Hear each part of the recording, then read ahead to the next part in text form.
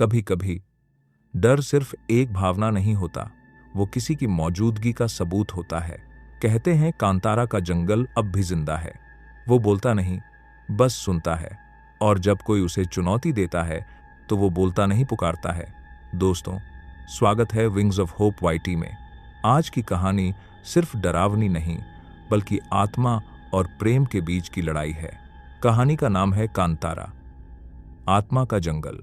और अगर आप ये कहानी रात में अकेले सुन रहे हैं तो ध्यान से सुनिएगा, कहीं पीछे से कोई जवाब न दे दे। समुद्र किनारे एक गांव था, देवगिरी। लोग कहते थे उस गांव के चारों ओर जो जंगल फैला है वो किसी देवता का नहीं, दैव का है।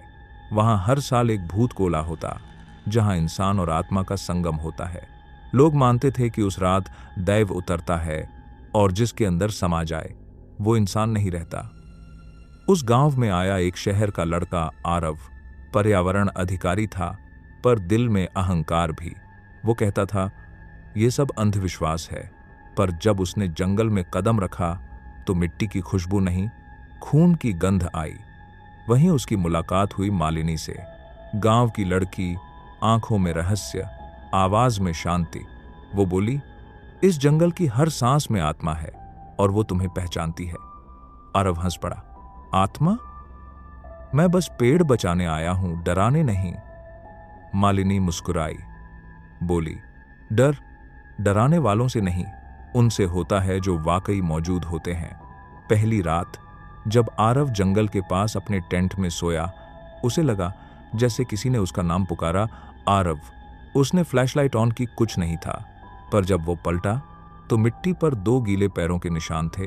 उसके अलावा किसी और के नहीं दिन बीतते गए और हर रात वही पुकार, आरव। अब वो आवाज उसके सपनों में भी आने लगी थी। एक रात वो और मालिनी मंदिर तक पहुंचे, जहां दैव की मूर्ति थी। मालिनी ने कहा, मत छूना इसे, ये जाग जाएगा। आरव बोला, मैं साबित करूंगा कि ये मूर्ति नहीं, पत्थर है। और जैसे ही उसने हाथ लगाया, मिट्टी कांप उठी, मंदिर की दीवारों पर खून बहने लगा और वो आवाज पास आ गई, तुमने जंगल को छुआ है, अब जंगल तुम्हें छुएगा। मालिनी ने आरव का हाथ पकड़ा, भागो यहां से। पर आरव की आंखें अब लाल थीं, उसकी सांस भारी, चेहरा तनाव से भरा। वो किसी ट्रांस में था। दैव की आत्मा अब उसके अंदर थी। गांव में भूत कोला शुरू होता है, लोग नाच रहे हैं, पर हवा भारी है। आरव बीच में जाता है और उसके कदम खुद ब खुद चलने लगते हैं। वो उसी तरह नाचता है जैसे दैव नाचता था। मालिनी रो रही है, आरव, अपने अंदर से उसे बाहर निकालो। लेकिन उसकी आवाज अब आरव की नहीं, दैव की थी। जंगल को धोखा देने वाला जंगल से मिट जाएगा। वो रात खून से लाल हो गई। लोग भागे, चीखें गूंजी और आरव गायब हो गया।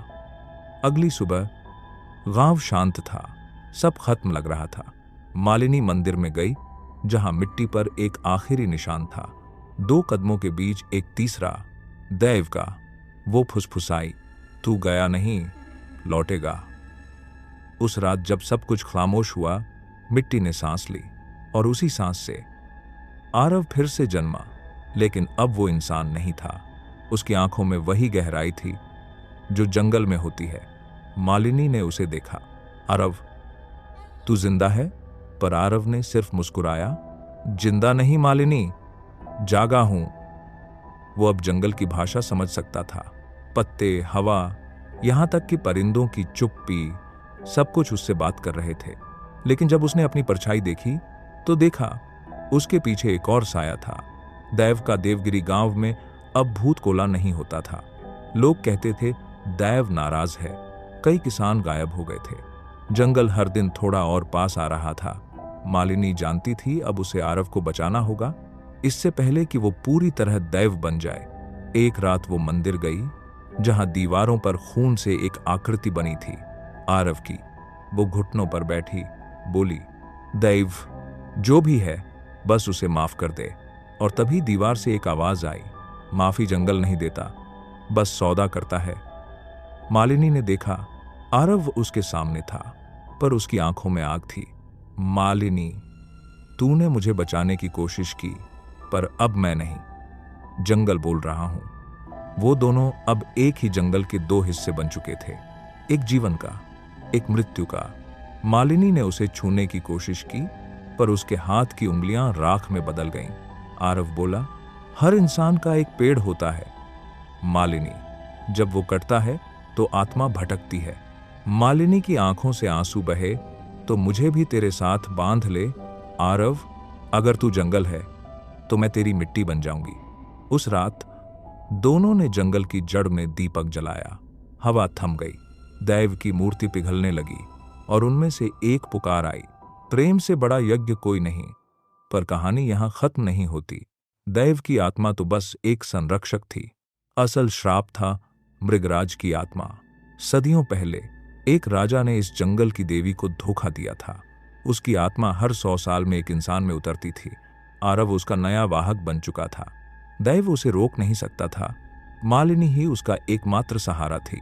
वो बोली, अगर मृगराज का श्राप तोड़ना है तो हमें अंतिम यज्ञ करना होगा। पर उसके लिए उन्हें जंगल के केंद्र तक जाना था, जहां कोई कभी लौटकर नहीं आया। हर कदम के साथ हवा भारी होती जा रही थी। आरव की आंखों में आग सुलग रही थी। मालिनी का शरीर कांप रहा था, पर दिल दृढ़ था। वो बोले, अगर मैं खुद मृगराज हूं तो तू मेरी देवी है मालिनी। और जैसे ही उसने ये कहा, जमीन फट गई। उनके नीचे काले धुएं से बना दरवाजा खुला और उससे एक आवाज आई, यज्ञ अधूरा है, तीसरा जन्म बाकी है। दैव, जंगल, आत्मा सब अब एक दूसरे से जुड़ चुके हैं। पर तीसरे जन्म में आरव अब इंसान नहीं रहेगा, वो खुद दैव बनेगा। और मालिनी, वो उसकी भेंट। जब आरव और मालिनी आत्मा के द्वार में गिरे तो दुनिया की हर दिशा थम गई। वो अब देवगिरी में नहीं थे, वो कन्यालोक में थे, जहां आत्माओं का न्याय होता है। आरव ने आंखें खोलीं। नीला धुआं चारों तरफ था और सामने एक सिंहासन, जिस पर बैठा था वही दैव। तूने अपने श्राप को स्वीकार किया है आरव, अब तुझे प्रेम और दैवत्व में से एक चुनना होगा। आरव ने न झिझकते हुए कहा, मैं मालिनी को चुनता हूं। दैव मुस्कुराया, तो फिर तू दैव नहीं रहेगा, बल्कि वो जो किसी ने बनने की हिम्मत नहीं की, मानवता का आखिरी साक्षी। देवगिरी के लोग अब दैव की पूजा नहीं करते थे। उन्होंने जंगल काट डाले, मूर्तियां जला दी, धरती सूखने लगी थी। और जब पहली बिजली गिरी तो उसके साथ लौट आया आरव, पर अब उसका चेहरा बदल चुका था। वो अर्ध दैव था, आधी आंखें सुनहरी, आधी रक्त लाल। वो न इंसान था न देवता। मालिनी भी लौट आई, पर उसका शरीर नहीं, उसकी आत्मा। वो आरव के चारों ओर धुएं की तरह मंडरा रही थी। वो उससे कहती, आरव, इस बार डर को खत्म करना है। दैव नहीं, तू खुद जंगल बन। आरव ने अपनी छाती पर हाथ रखा, इस मिट्टी में मैं खुद को बो दूंगा। और उसी क्षण देवगिरी की धरती हिल गई। लोग अपने घरों से भागे और देखा जंगल की जड़ें फिर से जिंदा हो रही थीं। पर उनके साथ लौट आई मृगराज की छाया। हर एक 100 साल में एक बार दैव और श्राप का संघर्ष होता था। इस बार दैव कोई और नहीं, खुद आरव था। मृगराज ने रूप लिया, काले धुएं में बना विशाल सिंह का चेहरा, जिसकी आंखें आग के गोलों जैसी। तू प्रेम के लिए श्राप तोड़ना चाहता है तो प्रेम को भस्म करना ही होगा। आरव चिल्लाया, प्रेम भस्म नहीं होता, वो राख से भी लौट आता है। हवा में राख उड़ रही थी। आरव ने अपनी आत्मा की ज्वाला से मृगराज पर वार किया। हर वार के साथ जंगल की जड़ें लाल होने लगीं। आवाज़ें गूंजी, दैव प्रेम नहीं करता, वो साक्षी बनता है। पर तभी मालिनी की आत्मा सामने आई। वो रो रही थी, आरव, अगर तू जीत गया तो मैं इस लोक में नहीं रह पाऊंगी। आरव मुस्कुराया, तो चल मेरे साथ यज्ञ की लौ में। आरव ने जंगल के बीच वो पवित्र भूमि चुनी जहां कभी दैव ने पहला कदम रखा था। वहीं उसने चिता सजाई और उसमें आग नहीं, आत्मा जलाई। हे भूमि, हे जल, हे अग्नि, अगर प्रेम पाप है तो इसे पुनर्जन्म का वरदान बना। मृगराज की गर्जना गूंजी, पर अब उसकी आवाज टूट रही थी। आरव और मालिनी की आत्माएं एक दूसरे में समा गईं। अचानक धुआं नीला हो गया, फिर सुनहरा, फिर शांत सफेद। जंगल झुक गया, पक्षी मौन हो गए और आसमान ने पहली बार दैव के सामने सिर झुकाया। दैव की आवाज आई, मनुष्य ने इस यज्ञ में मुझे हरा दिया है। सुबह हुई। देवगिरी के लोग बाहर निकले। धरती हरी थी। जंगल फिर से सांस ले रहा था। मंदिर की दीवार पर लिखा था, जहां प्रेम है वहां दैव भी नम्र हो जाता है।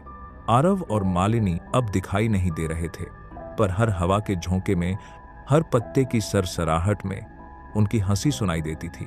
दैव अब आरव नहीं था। दैव अब हर उस इंसान में था जो डरकर भी प्रेम करता है। कंतारा का श्राप खत्म हो चुका था, पर उसकी कहानी नहीं, क्योंकि हर जन्म में कोई न कोई आरव किसी मालिनी से जरूर टकराता है और प्रेम फिर से यज्ञ बन जाता है। दोस्तों, ये थी कंतारा ट्रिलॉजी की आखिरी कहानी, अंतिम यज्ञ, जहां प्रेम ने श्राप को भी झुका दिया। अगर इस यात्रा ने आपके दिल को छुआ हो तो लाइक करें, कमेंट करें कि कौन सा हिस्सा आपको सबसे गहरा लगा।